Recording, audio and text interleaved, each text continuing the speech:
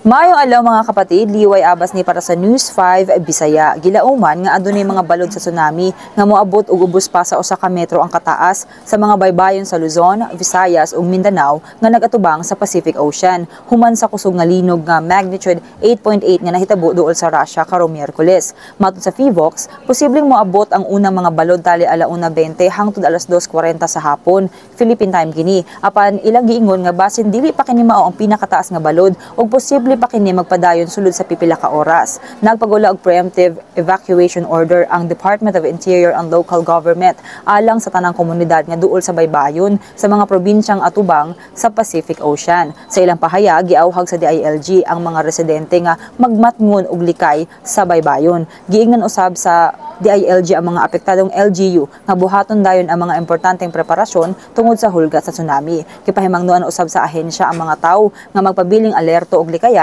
ang mga baybayon o kadagatan hangtod nga i-lift sa PHIVOLCS ang tsunami advisory. Gisugo sa DILG ang mga regional directors sa Cagayan Valley, Central Luzon, Calabarzon, Bicol, Eastern Visayas, Zamboanga Peninsula ug Caraga nga siguruhong naka-high alert ang tanang LGU ug nagtinabangay sa ilang local disaster risk reduction and management councils.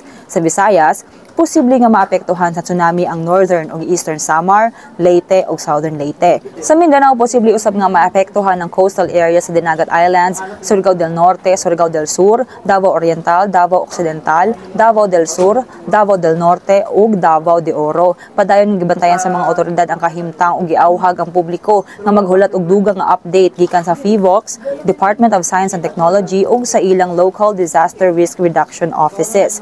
Kini sa lamang ang atong update. Magpadayon lang sa pagbantay sa social media pages sa News 5 para sa uban pa mga balita ug update. Amping tang tanan.